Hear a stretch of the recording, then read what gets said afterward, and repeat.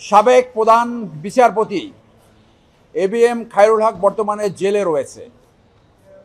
আজকে ৫টি মামলার জামিন শুনানির আবেদন ছিল এনএক্স ৩ নম্বর কোর্টে। এই ৫টি মামলার ৪টি মামলা ফৌজদারি মামলা, একটি দুদকের মামলা ছিল। দুর্নীতি দমন কমিশনের মামলাটাকে আমি দুদকের লয়ার হিসেবে রিপ্রেজেন্ট করেছি।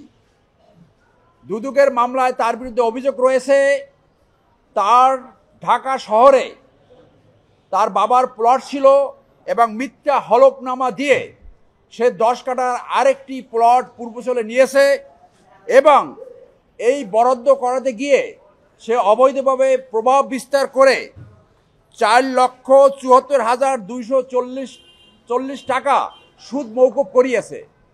সেই অভিযোগের প্রেক্ষিতে তার বিরুদ্ধে দুদক মামলা করেছে।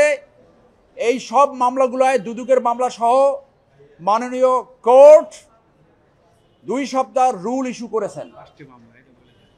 এই রুল ৫টি মামলার জন্য একই আদেশ হয়েছে। এখানে আমি কোর্টে ২টি কথা বলেছি যে এখানে একটা লয়ের পয়েন্ট আছে বড় ধরনের, সেটা হলো ঢাকা শহরে, এই রাজধানী শহরে অনেকেই মেবি শত শত হাজার হাজার রাজধানী উন্নয়ন কর্তৃপক্ষের আইন ভঙ্গ করে, সেই আইনটা কি হলো, যাদের পিতা অথবা তাদের নেক্সট অফ কিন কারো যদি সরকারি প্লট থাকে সে নতুন করে কোনো প্লট পাবে না। খায়রুল হক সাহেব সেই আইন ভঙ্গ করেছে।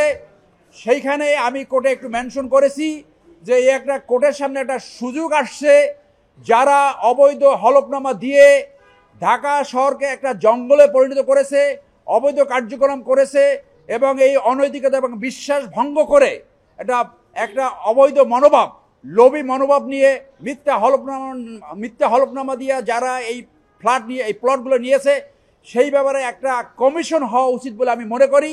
এবং যারা এই মিথ্যা হলফনামা দিয়ে ঢাকা শহরে প্লট নিয়েছে আইন ভঙ্গ করে, তাদের সবাইকে বিচারের আওতায় আনতে হবে বলে আমরা মনে করি।